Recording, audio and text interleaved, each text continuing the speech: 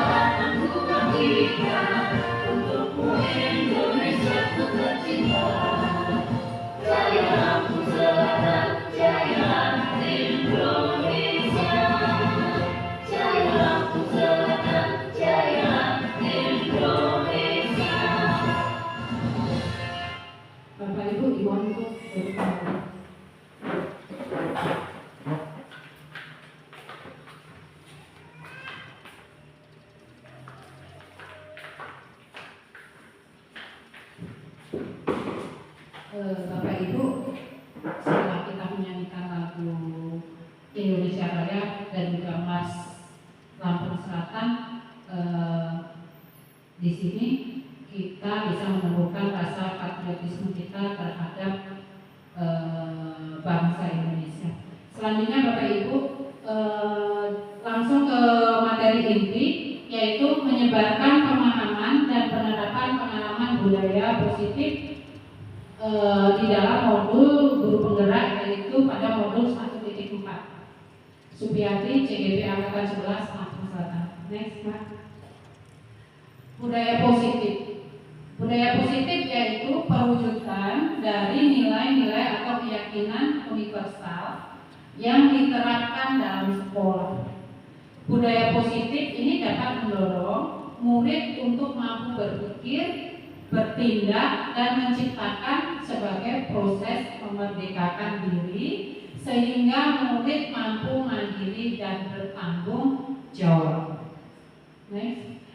Konsep inti budaya positif terdiri dari berbagai bagian, di antaranya yang pertama yaitu perubahan paradigma belajar, yang kedua disiplin positif, yang ketiga kebutuhan dasar manusia, yang keempat keyakinan kelas, yang kelima motivasi perilaku manusia, yang keenam posisi kontrol guru, dan yang ketujuh yaitu segitiga restitusi.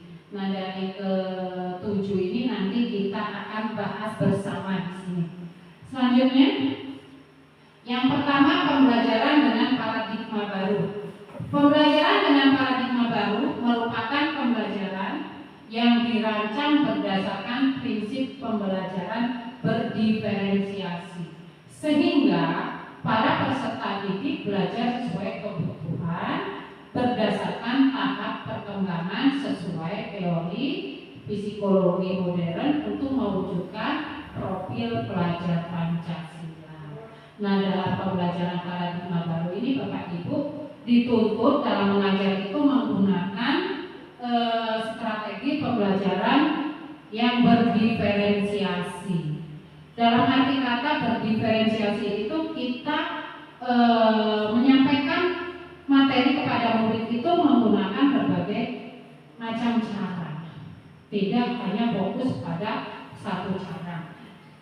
Tapi perlu diingat bahwa usahanya penekanan kita yaitu dalam pembelajaran itu kita harus memenuhi kebutuhan murid dan juga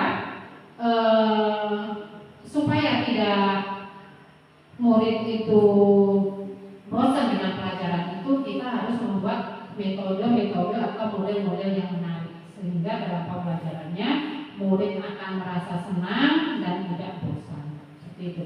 Dilanjut, disiplin positif. Apa itu disiplin positif? Yaitu pembiasaan hal yang baik, mencakup sikap atau perilaku maupun tutur kata seluruh warga di sekolah, terutama bagi murid. Tujuannya agar dapat berkembang menjadi pribadi yang kritis, mandiri, dan bertanggung jawab. Sebagai pendidik, tujuan kita yaitu menciptakan peserta didik yang memiliki disiplin diri sehingga mereka berperilaku mengacu pada nilai-nilai kebajikan universal dan memiliki motivasi dalam diri menuju perubahan perilaku ke arah yang lebih baik. Nah, dalam disiplin positif ini terdapat nilai-nilai kebajikan. Apa itu nilai kebajikan? Nah, nilai kebajikan itu yaitu nilai-nilai yang baik, ya, yang perlu kita terapkan kepada anak didik kita. Seperti itu. Lanjut. Selanjutnya, kebutuhan dasar manusia. Kebutuhan dasar manusia itu merupakan sesuatu yang kita lakukan untuk mendapatkan apa yang kita inginkan. Seluruh tindakan yang kita lakukan memiliki tujuan. Semua usaha terbaik yang kita lakukan agar kebutuhan dasar kita terpenuhi dengan baik. Jadi setiap manusia itu pasti punya kebutuhan, ya Bapak Ibu, bisa dari segi sandang, pangan, dan papan. Itu yang kebutuhan pokoknya. Next. Yang pertama kebutuhan manusia itu bertahan hidup. Ini meliputi tadi sudah saya sampaikan makanan, pakaian, tempat tinggal, keamanan, dan kesehatan. Atau boleh dibilang lebih mudah mengingatnya sandang, pangan, papan. Sandang itu pakaian, pangan itu makanan, papan itu tempat tinggal, seperti itu. Jadi kalau Bapak Ibu ke sekolah membawakan bontot atau bekal untuk anak Bapak Ibu, itu termasuk kebutuhan dasarnya, kebutuhan yang memang harus dipenuhi. Ya daripada anak Bapak Ibu itu di sekolah jajan dengan kualitas kita nggak tahu ya Bapak Ibu ya, lebih baik memang dibawakan bekal dari rumah, karena memang kebutuhan dasar manusia bertahan hidup itu diantaranya memang dari makan itu tadi. Yang kedua yaitu kasih sayang dan rasa diterima, yaitu meliputi rasa diterima, dipedulikan, berbagi, kerjasama, dan menjadi bagian dalam kelompok. Kebutuhan dasar manusia yaitu kasih sayang dan rasa diterima. Gitu. Jadi kalau di rumah anak Bapak Ibu itu sering kadang minta perhatian ya, itu sebenarnya memang kebutuhan dia, pengen disayang, pengen diperhatikan. Yang ketiga yaitu penguasaan, meliputi harga diri, keinginan untuk dianggap, memimpin, berprestasi, diakui dan didengar. Itu merupakan kebutuhan dasar manusia yaitu penguasaan. Yang keempat kebebasan, mandiri, memiliki pilihan, mencoba hal baru dan mampu mengendalikan arah dirinya. Tuh. Biasanya ini kalau untuk anak-anak ya Bapak Ibu, mereka itu ingin sesuatu yang baru, ingin selalu mencoba hal yang baru. Apalagi tingkat SD, tingkatnya masih rendah ya, itu rasa ingin tahunya tinggi. Jadi ya kita kasih kebebasan ke anak. Memang di sini ada kebutuhan dasar manusia itu yaitu di poin kebebasan. Yang kelima kesenangan. Kesenangan ini meliputi bermain, humor, antusias, dan tertawa. Nah pada poin kesenangan ini Bapak Ibu sebenarnya kadang kita menyadari, kadang di rumah itu kita melarang anak mau seperti ini kita larang, anak mau seperti itu bermain dengan kawannya terkadang kita larang. Sebenarnya memang kebutuhan mereka itu ya ada di poin kesenangan ini. Tetapi kita sebagai orang tua harus sepintar-pintar mungkin, sepandai-pandai mungkin untuk mengatur waktu kapan anak itu bermain, kapan anak itu mengikuti kegiatan yang ada di sekolah seperti itu. Karena memang tidak bisa kita pungkiri yang namanya anak-anak itu memang masanya masa harus bermain. Bahkan diterapkan ada pembelajaran yang belajar sambil bermain seperti itu. Next. Yang keempat yaitu keyakinan kelas. Keyakinan kelas merupakan kesepakatan kelas yang diyakini bersama guru dan murid dengan harapan dapat meningkatkan kedisiplinan murid. Keyakinan kelas hendaknya tidak terlalu banyak sehingga mudah diingat dan dipahami. Semua warga kelas ikut berkontribusi dalam membuat keyakinan kelas melalui kegiatan mengutarakan pendapat. Nah, di sini Bapak Ibu tentang keyakinan kelas ini diharapkan bisa dilaksanakan di kelas masing-masing. Dengan cara bagaimana? Nah, keyakinan kelas ini kita buat sesuai dengan kesepakatan bersama. Setiap siswa diminta untuk mengutarakan pendapat. Kesepakatan mana nanti yang kita ambil untuk dijadikan keyakinan kelas. Nah, tentunya dalam membuat keyakinan kelas itu kalimatnya tidak perlu atau tidak boleh yang panjang lebar sehingga anak itu sulit untuk memahami, sulit untuk mengerti. Jadi cukup kalimatnya cukup pendek, ringkas dan mudah dipahami. Nanti contoh umpama datang masuk ke kelas tepat waktu, atau tidak boleh membuang sampah di sembarang tempat seperti itu, atau di saat jam belajar tidak boleh makan dan minum. Itu contoh-contoh dari keyakinan kelas yang harus diterapkan di kelas. Bapak Ibu silahkan musyawarahkan dengan murid Bapak Ibu keyakinan kelas apa yang mau ditentukan atau dipakai di dalam kelas itu. Tidak harus sama, jadi setiap kelas itu mungkin berbeda-beda. Ada yang mungkin berdoa sebelum belajar seperti itu. Itu contoh-contoh keyakinan kelas. Yang penting yang harus Bapak Ibu ingat dalam membuat keyakinan kelas, kalimatnya tidak boleh terlalu panjang. Apalagi kita kan masih taraf SD, jadi pemahaman anak-anak SD itu masih jauh, ya, masih sangat berbeda dengan tingkat SMP dan SMA. Kalau kalimatnya terlalu panjang nanti anak-anak nggak mampu memahami. Jadi cukup kalimatnya padat, jelas dan ringkas, mudah dimengerti. Itu. Lanjut, Bapak Ibu. Yang kelima, motivasi perilaku manusia. Yang pertama yaitu hukuman. Hukuman ini meliputi tidak terencana atau tiba-tiba. Murid tidak tahu apa yang akan terjadi. Bersifat satu arah, berupa hukuman fisik atau psikis. Bapak Ibu, jadi yang namanya hukuman itu tidak terencana, itu datang atau dengan secara tiba-tiba. Konsekuensi meliputi terencana, disepakati sesuai peraturan, murid tetap dibuat tidak nyaman, sikap guru selalu memonitor murid. Itu kalau kita memberi konsekuensi. Restitusi meliputi proses menciptakan kondisi bagi murid untuk memperbaiki kesalahannya. Proses kolaboratif yang mengajarkan murid untuk mencari solusi sendiri. Terkait dengan keyakinan kelas tadi, bahwasanya terkadang di kelas itu kan ada siswa yang memang tidak melaksanakan keyakinan kelas.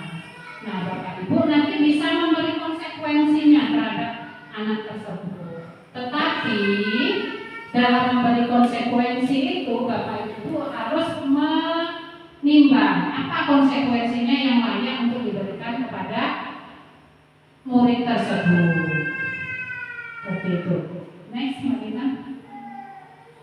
Yang keenam yaitu 5 posisi kontrol guru, yaitu sebagai penghukum, selanjutnya pembukaan rasa bersalah, sebagai teman, sebagai pemantau, dan sebagai manajer.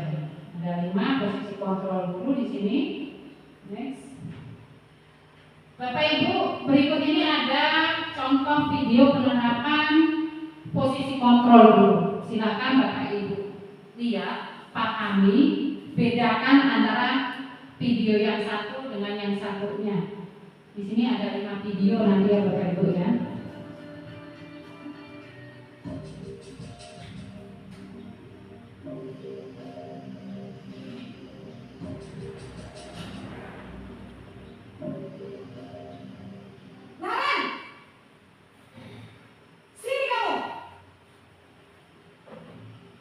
Selamat pagi, Bu. Selalu terlambat. Kamu deh, pasti terlambat. Maaf, Bu. Saya Apa? Apa coba? Alasan kamu apa lagi? Kapan sih kamu tidak terlambat? Malas sekali ya kamu jadi anak.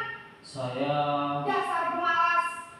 Gak kapok-kapok sih kamu. Sudah berapa kali terlambat? Sana, kamu keliling lapangan basket 2 kali. kenapa saya harus keliling lapangan basket, Bu? Kenapa? Kamu seorang ibu. Berani-beraninya jawab. Sudah terlambat, masih berani jawab pula. Sekarang, keliling lapangan basket 5 kali sekalian. Biar kapok. Cepat. Pergi sana ke lapangan basket.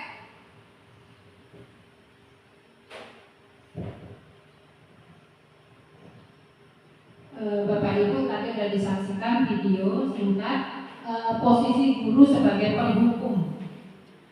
Suara guru atau ucapan guru itu menghardik, menunjuk-nunjuk, berkaca pinggang dan membentak. Ini hukuman verbal atau fisik. Apa dampak posisi penghukum ini terhadap murid? Yang pertama, murid menjadi pendendam, tidak menyukai guru atau mengenal pelajaran yang diampun. Seperti itu. Jadi ketika kita memposisikan kita sebagai penghukum, dampaknya sangat-sangat tidak bagus sekali pada murid. Jadi si murid itu bisa menjadi pendendam, jengkel, benci dengan gurunya, bahkan tidak menyukai mata pelajaran yang diampun. Next. Selanjutnya yaitu posisi guru membuat merasa bersalah. Ini ada videonya ya Bapak Ibu, silahkan dilihat. Naren lagi yang terlambat.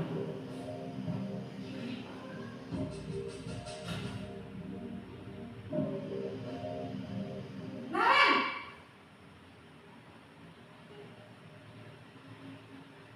Selamat pagi Bu. Naren, kamu kenapa terlambat lagi, nak? Ya Tuhan, Naren, kamu senang ya bikin ibu susah ya? Kalau kamu terlambat lagi, nanti ibu yang ditegur bapak kepala sekolah, nak. Disangka ibu tidak bisa membina kamu. Duh, gimana ini? Maaf Bu. Duh, Gusti Naren, kamu suka ya kalau ibu ditegur bapak kepala sekolah? Terus, sekarang ibu harus tulis apa ini di buku absen? Ini kamu sudah sering terlambat loh. Ibu harus apa coba? Maaf Bu. Maaf sekali. Ya sudah, lain kali jangan bikin ibu susah lagi ya nak ya. Ibu tidak akan kuat lagi kalau kamu gini terus. Bisa jantungan kalau ibu tegur bapak kepala sekolah. Sana cepat ke kelas. Maaf ya Bu. Maaf sekali.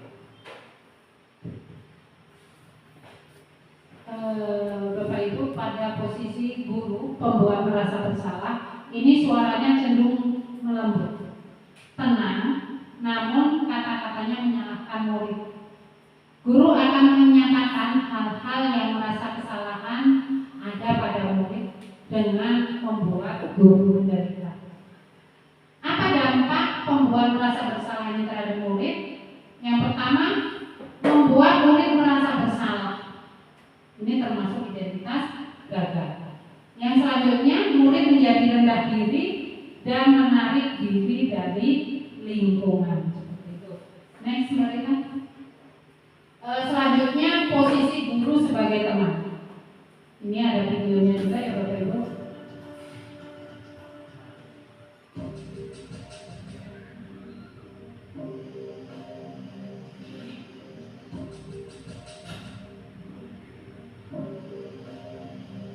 Naren,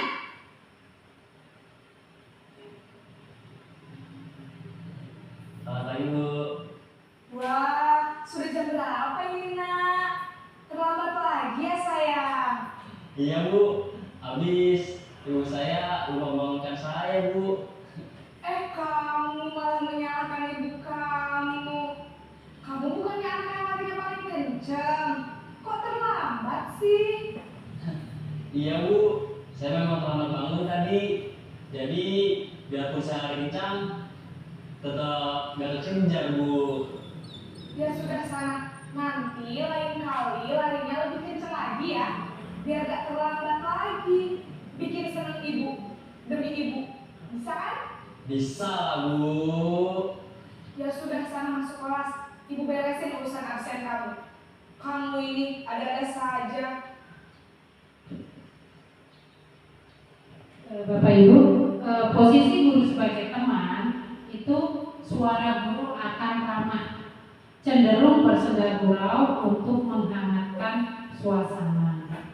Dampak posisi teman terhadap siswa ini, murid akan bergantung pada satu satu orang. Jadi si murid itu akan tergantung pada guru itu, pada guru yang contohnya kalau di SD ya guru piket seperti itu. Yang selanjutnya murid tidak mandiri, ya. Pada posisi teman ini berbeda dengan posisi tadi sebagai penghukum, ya. Kalau penghukum mungkin murid itu akan menjadi dendam, ya. Kalau pada posisi teman, murid akan bergantung pada guru, terus murid tidak mandiri dan tidak bisa berpikir untuk dirinya sendiri. Lanjut. Nah, ini ada posisi guru sebagai pemantau atau monitor.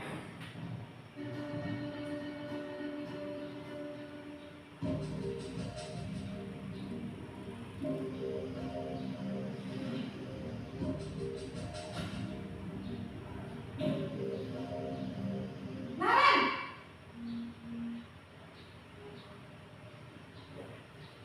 Selamat pagi Bu. Naren, apa peraturan sekolah kita tentang jam berapa kita harus masuk sekolah, nak? Kita harus di sekolah jam 7 Bu. Iya betul, sekarang sudah jam 7.20. Naren sudah tahu konsekuensinya jika terlambat hadir. Paham Bu, saya harus tinggal kelas pas jam istirahat selama 20 menit. Iya benar, konsekuensinya demikian. Jadi nanti jam 9.30 pas istirahat, kamu harus tinggal di kelas, kerjakan tugas tambahan untuk ketertinggalan kamu, ya? Baik Bu. Pada posisi pemantau atau monitor, seorang guru pemantau akan bersuara datar, tidak emosi, tidak bersenda gurau ataupun menggunakan suara tinggi. Tercipta identitas diri positif atau berhasil. Pemantau perlu senantiasa memantau.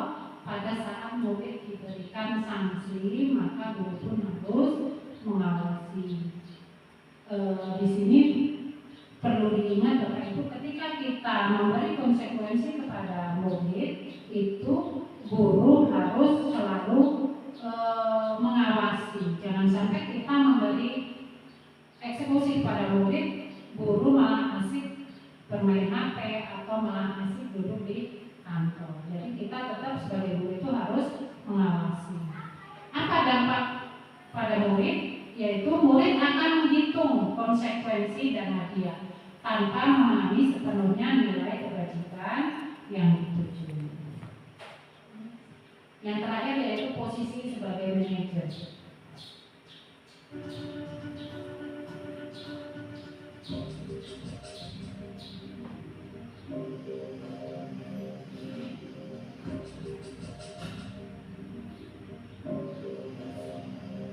Naren,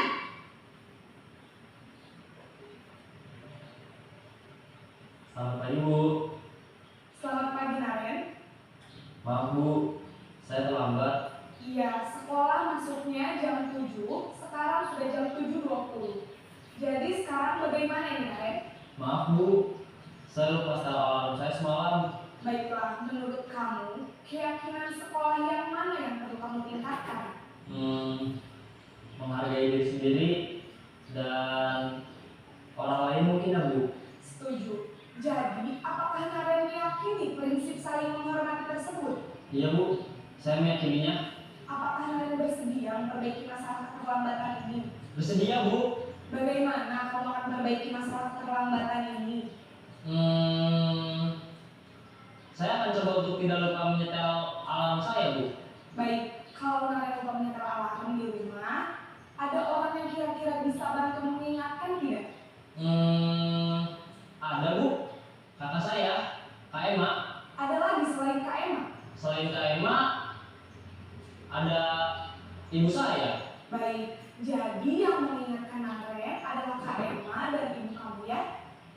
Kira-kira akan mulai set alarm kapan nih Naren? Setelah pulang sekolah, akan segera saya lakukan.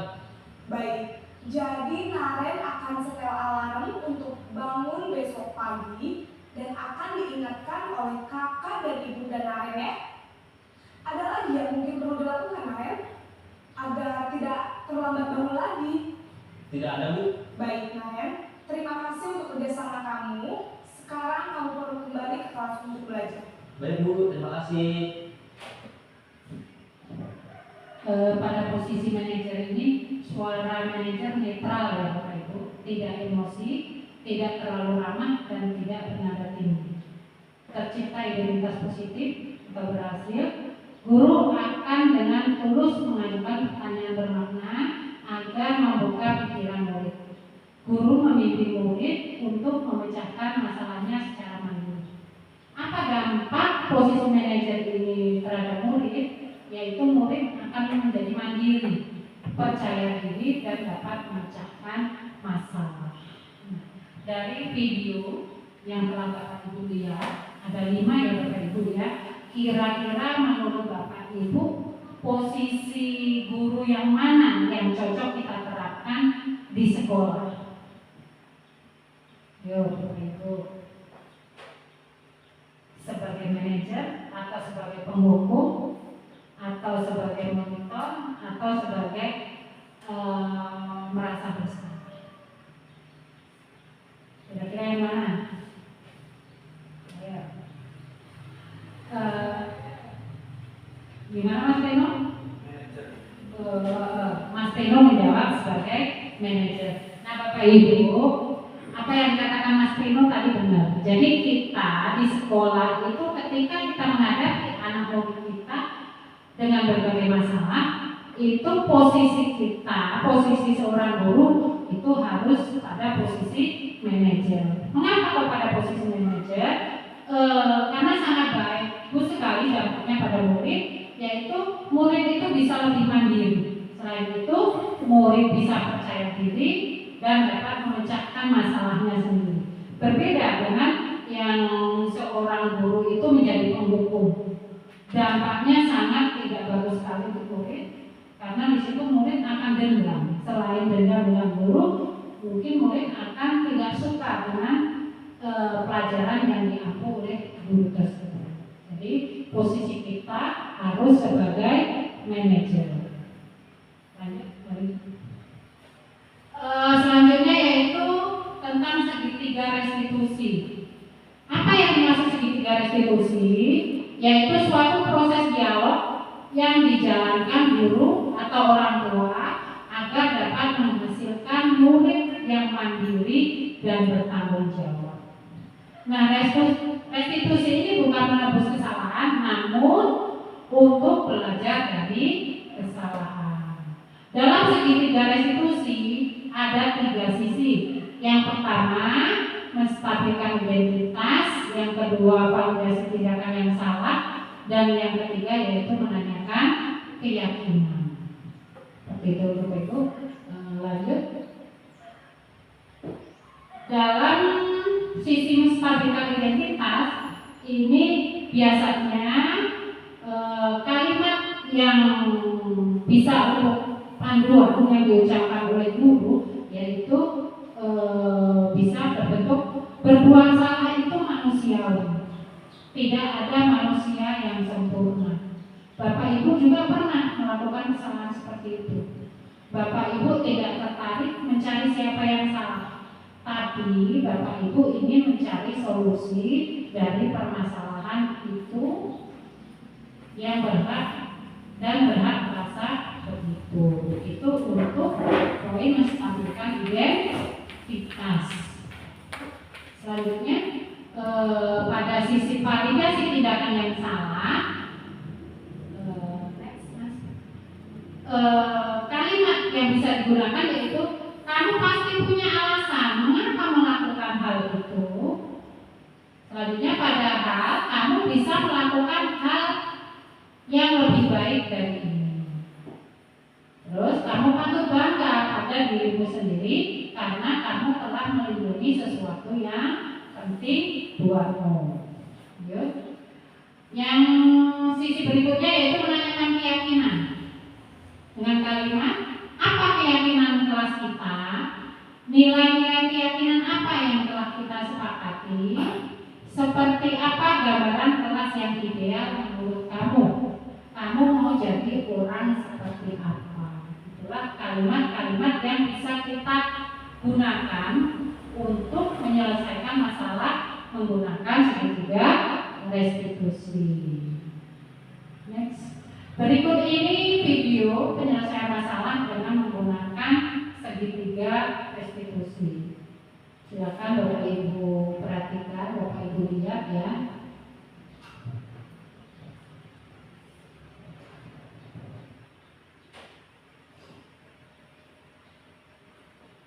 Siang Sarah.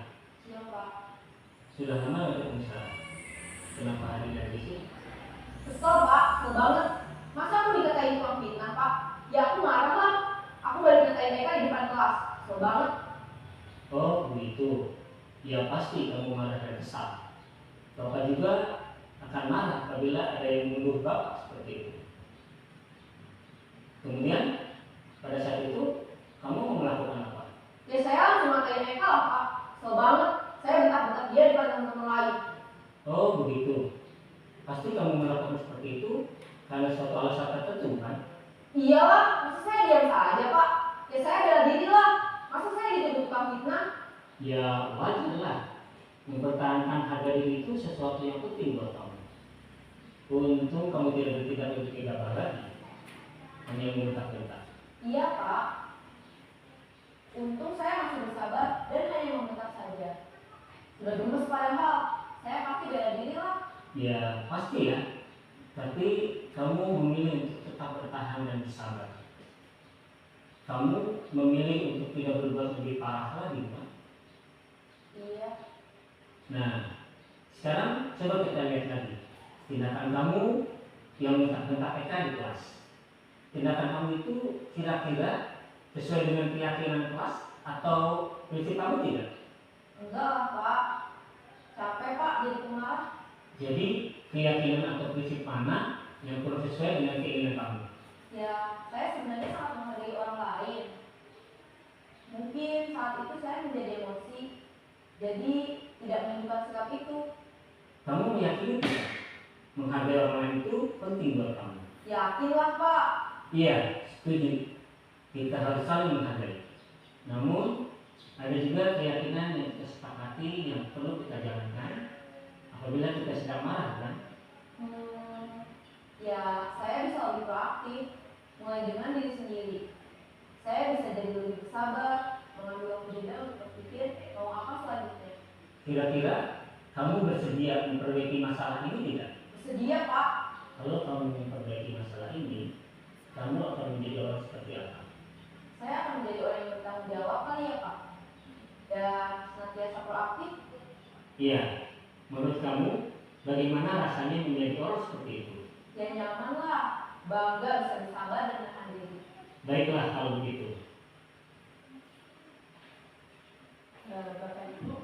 Itulah tadi video penyelesaian masalah yang terjadi di sekolah dengan menggunakan segitiga restitusi. Selanjutnya ini ada video yang saya buat di dalam sekolah saya, penyelesaian masalah dengan menggunakan segitiga restitusi.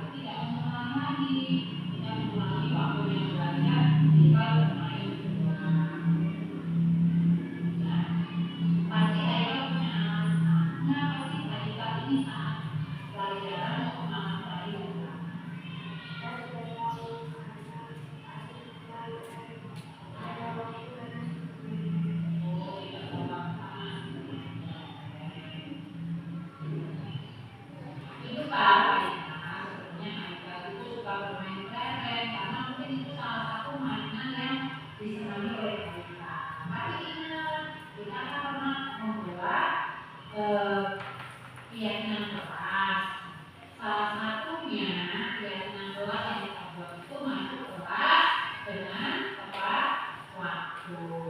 Nah, yang dilakukan Haikal tadi itu menyimpang nggak dari yang dilakukan? Dia menyimpang. Haikal bersedia untuk memperbaiki semuanya. Bersedia.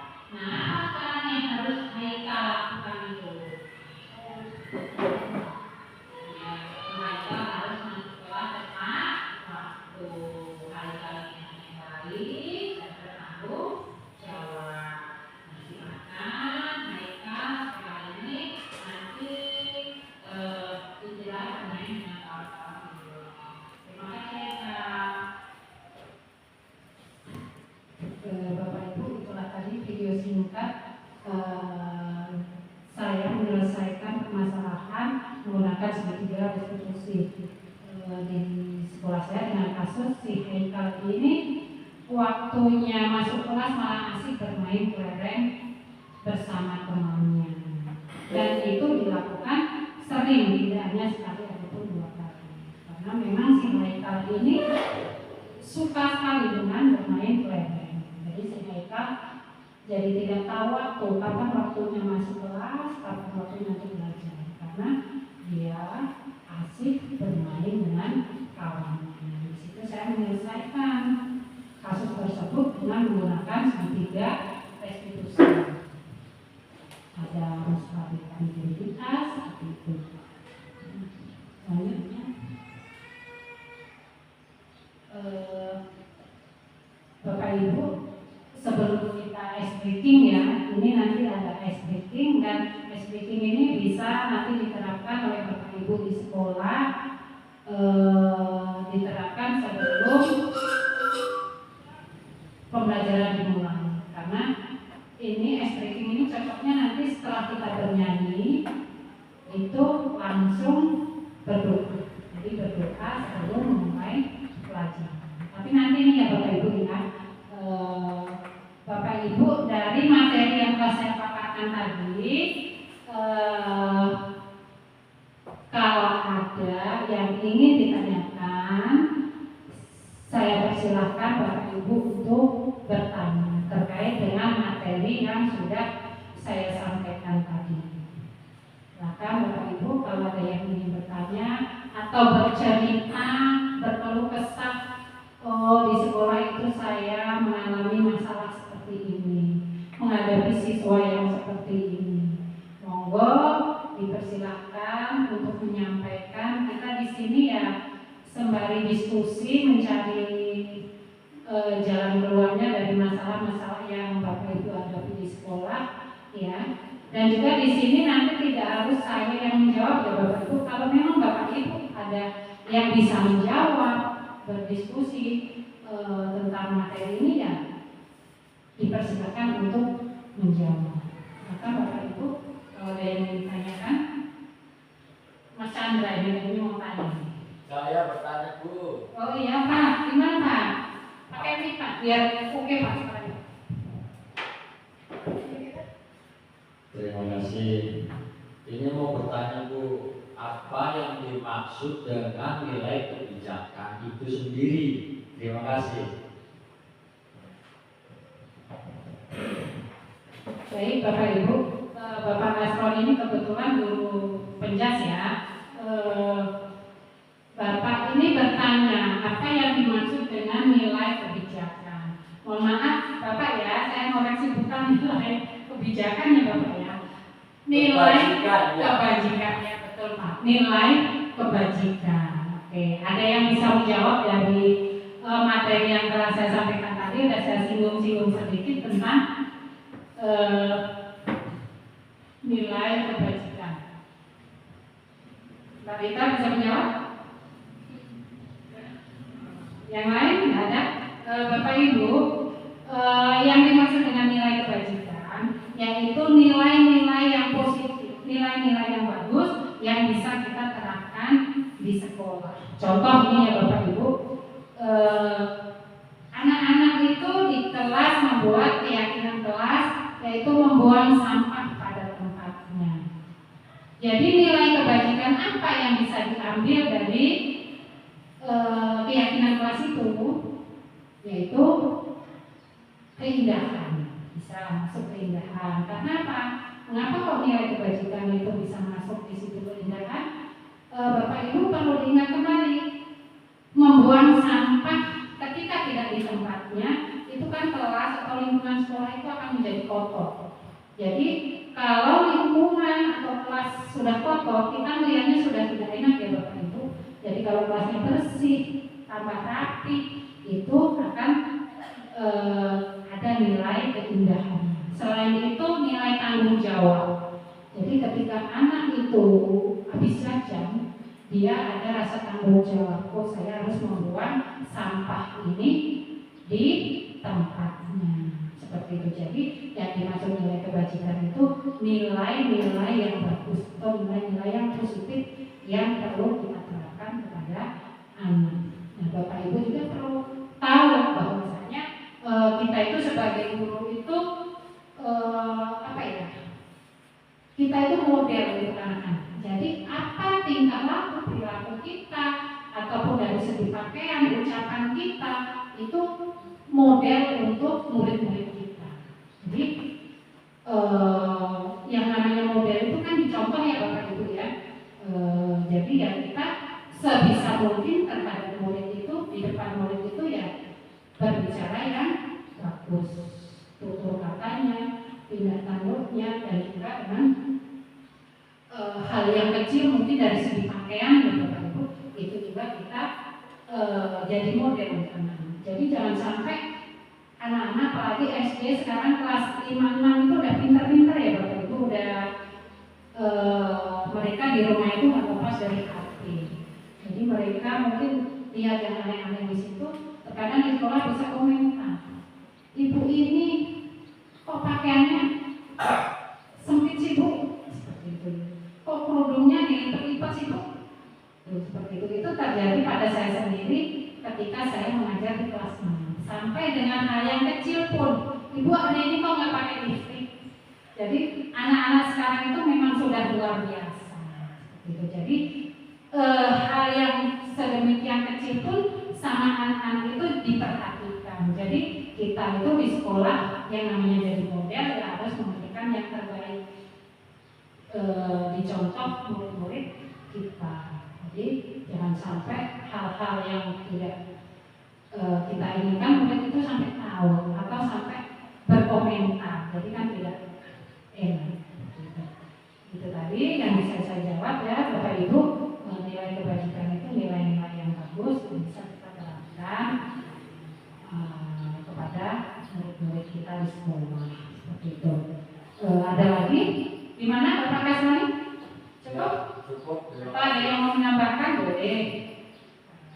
Ayo yang lain silakan. Kalau ada yang ingin bertanya lagi atau bercerita keluh kesahnya di kelas, terutama ini kelas rendah ya, kelas 1-2 itu memang kelas yang masih rawan, masih apa-apa ibu, Bu, buku saya, Bu, pensil saya, seperti itu. Ini Mbak Puji kayaknya ini udah senyum-senyum pengen bercerita. Ya ngomong Mbak, ceritakan saja keluh kesah di kelasnya. Nanti kita berdiskusi di sini cari solusinya.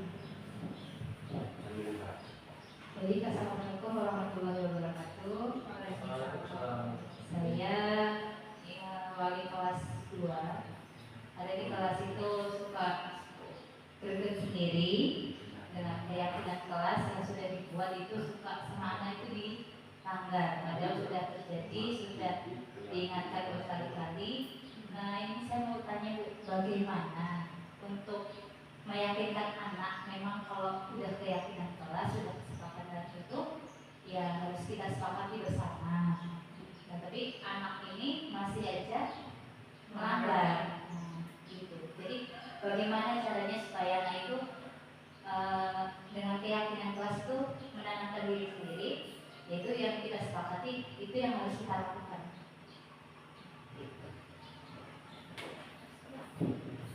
Baik, cukup bagus sekali pertanyaan dari Bu Puji ya. Bu Puji ini ngajar di kelas 2 SD. Yang siswanya mungkin cukup banyak ya Bapak Ibu, dari berbagai siswa itu mempunyai karakter sendiri-sendiri. yang disampaikan Bu Puji tadi, di kelas itu sudah dibuat keyakinan kelas, tetapi masih ada beberapa siswa yang melanggar peraturan atau keyakinan kelas tersebut. Bagaimana solusinya seperti itu ya Bapak Ibu? Ada yang bisa menjawab? Membantu saya? Tidak ada? Oke, Bu Puji, memang keyakinan kelas itu dibuat sesuai dengan kesepakatan kelas, ya tentunya. Tadi sudah saya jelaskan, keyakinan kelas itu menggunakan kalimat yang singkat, padat, jelas. Jadi murid mudah untuk mengerti. Seperti itu. Dalam keyakinan kelas yang Bu Puji buat, itu ada siswa yang masih melanggar. Kembali ke awal pas membuat keyakinan kelas, karena di situ sudah ditentukan dan disepakati. Bu Puji sampaikan, anak-anak, keyakinan kelas yang kita buat ini sudah sepakat belum? Kalau memang anak-anak udah bilang ya Bu sepakat, oke. Kalau memang sudah sepakat, Bu Puji selanjutnya menyampaikan kepada anak, apabila nanti ada yang melanggar keyakinan kelas, anak-anak harus siap untuk diberi konsekuensi. Sampaikan seperti itu. Nah, konsekuensinya apa? Nanti sampaikan saja Bu Puji.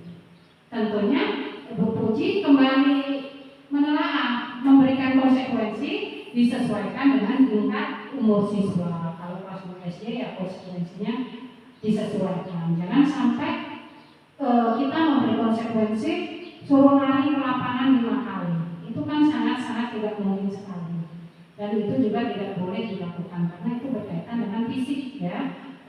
Kita yang udah dewasa aja suruh lari lapangan 5 kali nggak apa, apalagi itu anak masih SD. Seperti itu dikembalikan ke anak. Nanti kalau anak itu sudah mendapat konsekuensi, nanti kan lama-lama jerah. Oh iya, saya harus melaksanakan keyakinan kelas yang sudah kita sepakati. Saya takut sama Bu Guru nanti diberi konsekuensi lagi, atau contohnya membersihkan lingkungan sekolah seperti itu. Terus akan juga pertama mungkin saya malu lah kalau setiap hari saya harus membersihkan lingkungan seperti itu. Jadi konsekuensinya disampaikan sekalian. Ketika nanti ada yang melanggar dengan keyakinan kelas ini, anak-anak diberi konsekuensi, tentukan sesuai kesepakatan konsekuensinya. Gitu ya, kemudian atau kalau memang berkali-kali kasih konsekuensi masih seperti itu, kita selesaikan masalah ini dengan menggunakan segitiga restitusi. Seperti itu. Keyakinan kelas apa yang kamu langgar seperti itu? Apakah bisa untuk memperbaiki seperti itu tadi yang dipuji ya? Silahkan dicoba, mudah-mudahan bisa berhasil ya. Selanjutnya, ada yang ingin bertanya? Ya, Mbak Rita. Coba.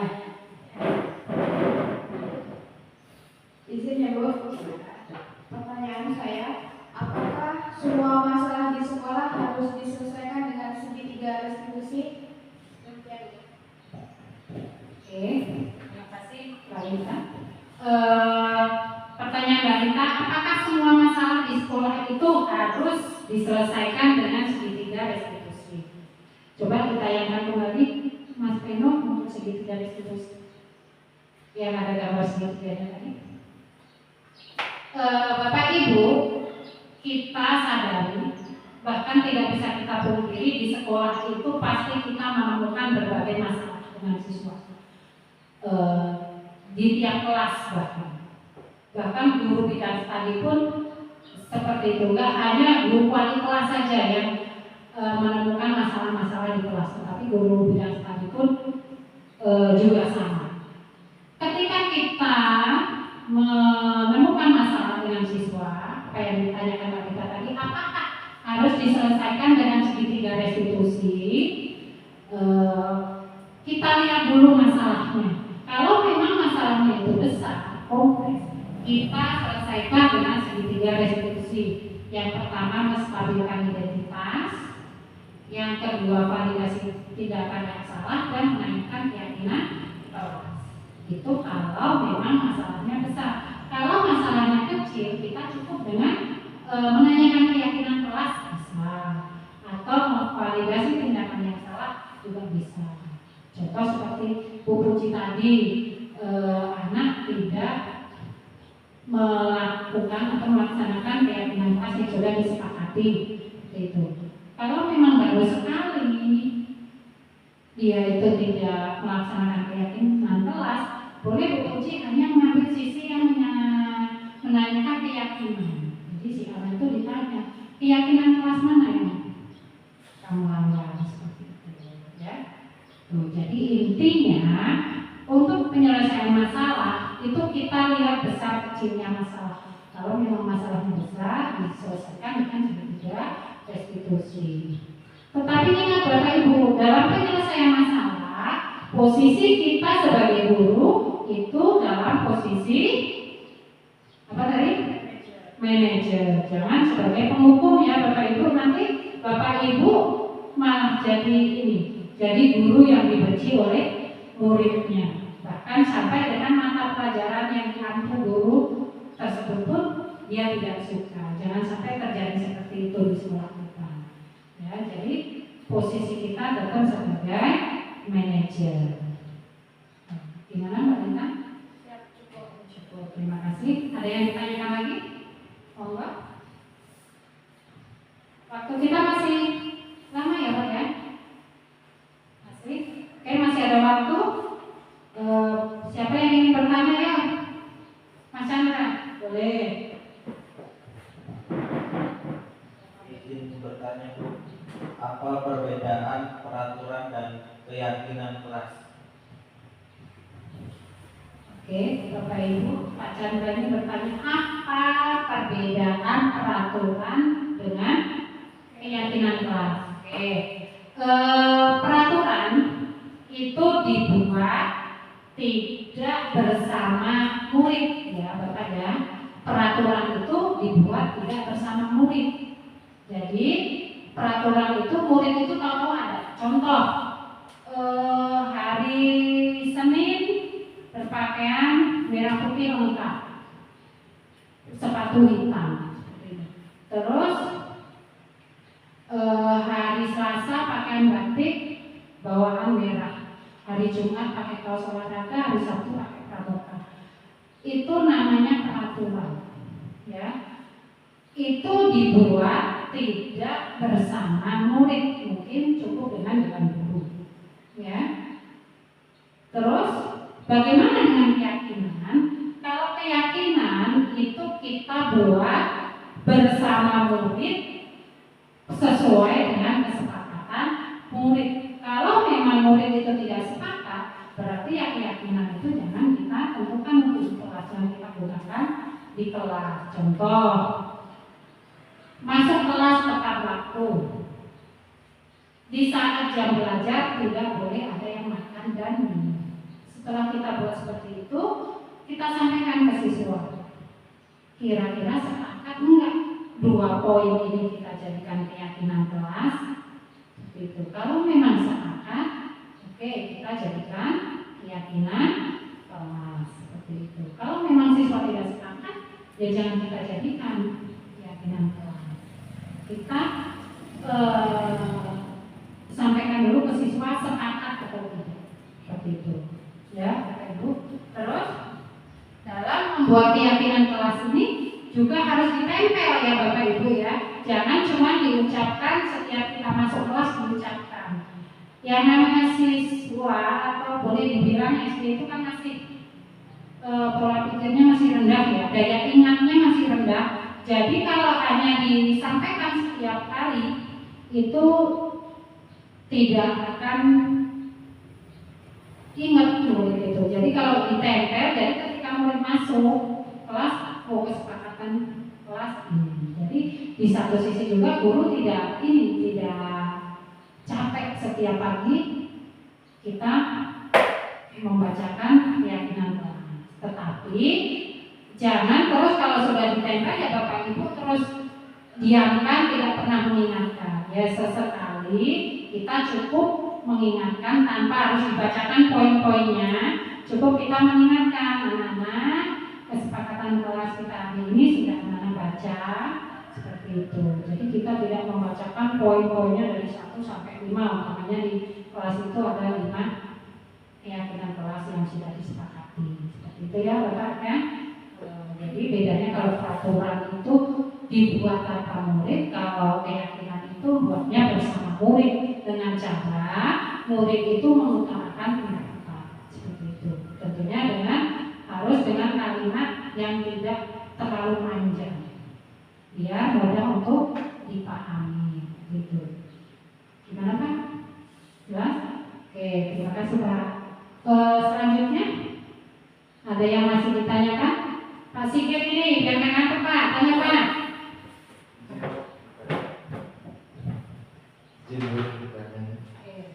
Bagaimana jika di kelas masih ada anak yang membuang sampah sembarangan, sedangkan sudah ada keyakinan kelas yang berbunyi, buanglah sampah pada tempatnya. Apa yang harus dilakukan oleh seorang guru? Gitu aja.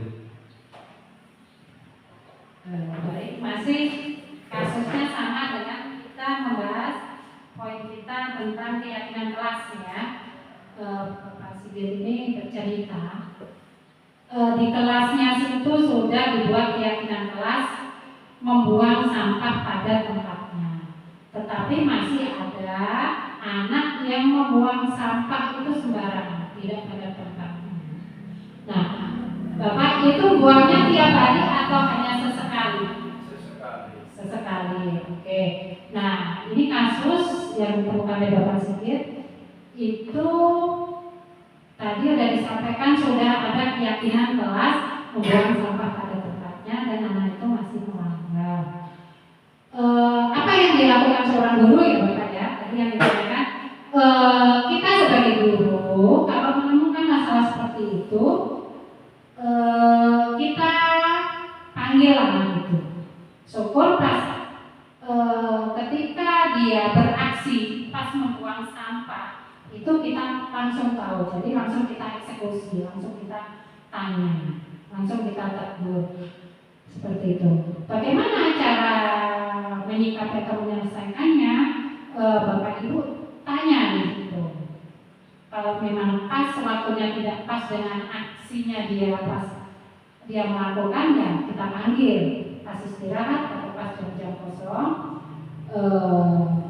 Tanyakan keyakinan kelas kan sudah dibentuk, sudah disepakati tidak boleh membuang sampah sembarangan. Mengapa si A ini kok masih membuang sampah sembarangan?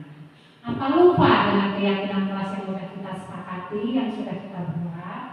Seperti itu, ditegur secara ringan, diingatkan dulu. Nanti kalau memang berikutnya masih seperti itu lagi, baru kita kasih konsekuensi.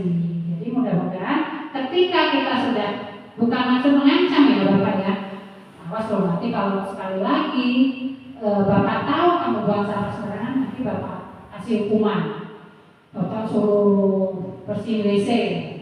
Jangan seperti itu ya, kita ingatkan sekali,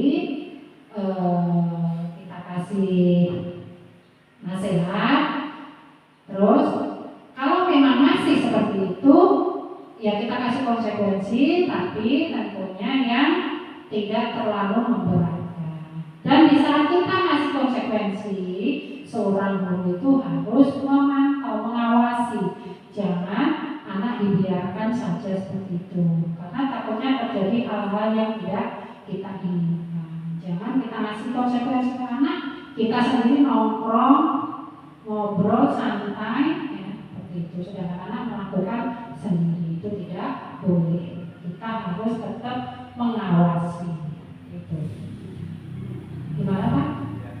Ya, nanti dicoba ya Pak ya, kalau seandainya di kelas anak tersebut masih seperti itu, dicoba trik-trik yang sudah kita dapatkan hari ini, terutama menyelesaikan masalah dengan menggunakan segitiga restitusi itu. Insya Allah mudah-mudahan berhasil.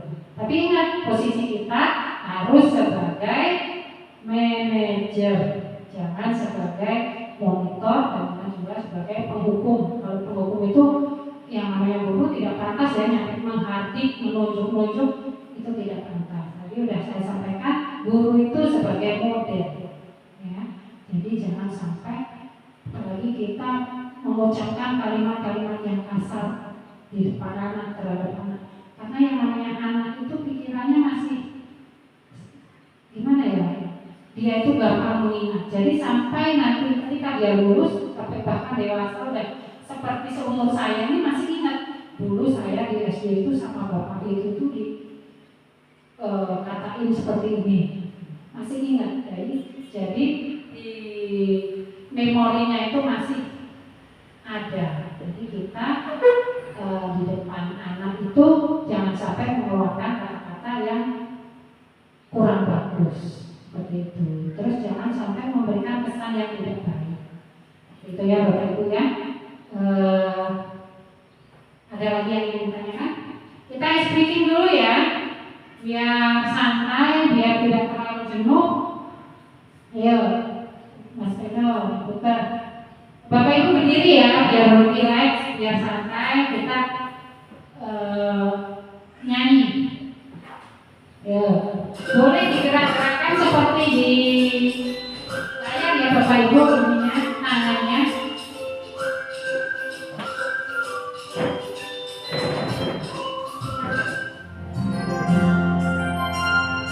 Tangan ke atas menggapai bintang, tangan ke samping burung yang terbang, tangan ke depan ikan berenang, duduknya rapi siap berdoa. Takut-takut tangan diputar, lunggu-lunggu tangan diputar, mulai melihat di tangan bunda, kanan kiri atas bawah siap berdoa. Satu jari kanan, satu jari kiri, bergabung menjadi dua jembatan baca. Dua jari kanan, dua jari kiri, bergabung menjadi empat. Dua kamera cekrek, tiga jari kanan, tiga jari kiri, bergabung menjadi enam. Dua menara bikin empat jari kanan, empat jari kiri, bergabung menjadi delapan. Dua ketiga lecet, lima jari kanan, lima jari kiri, bergabung menjadi 10. Siap berdoa.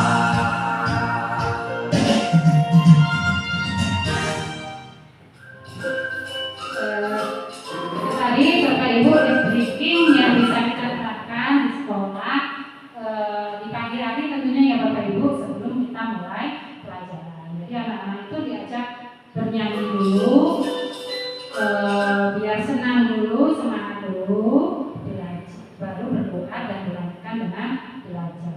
Ini bisa diterapkan di kelas-kelas rendah itu mungkin cukup menarik ya Bapak Ibu, karena di kelas kecil, tentunya kelas 1, 2 itu identik dengan suka bernyanyi gitu.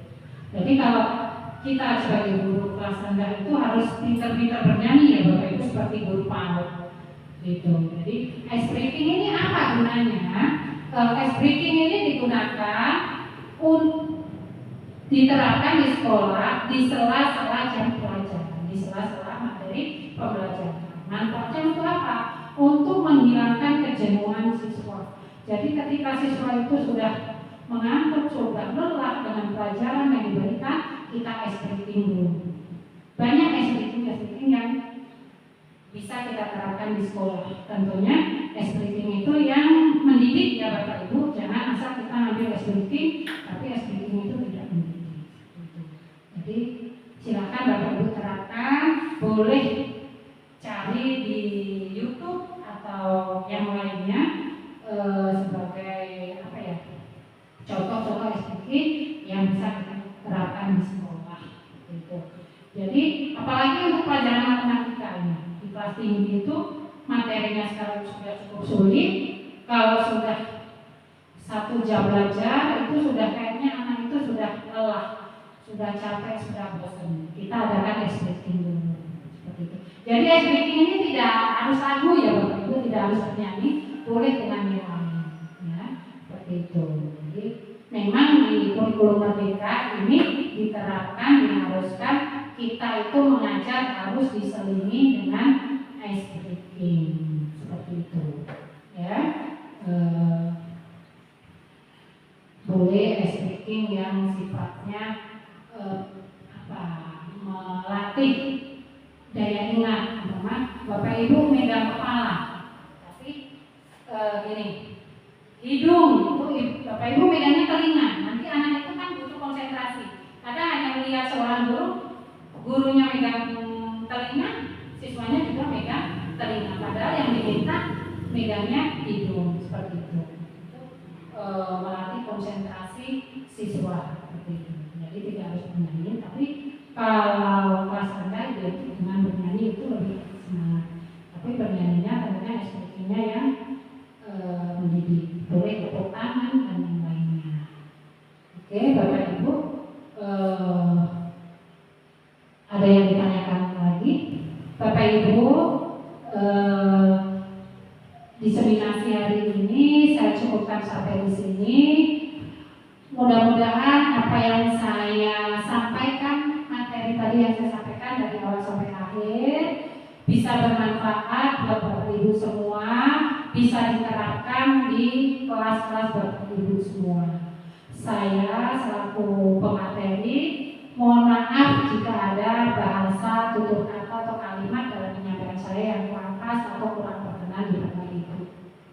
Sekali lagi saya mohon maaf dan saya akhiri. Wassalamualaikum warahmatullahi wabarakatuh.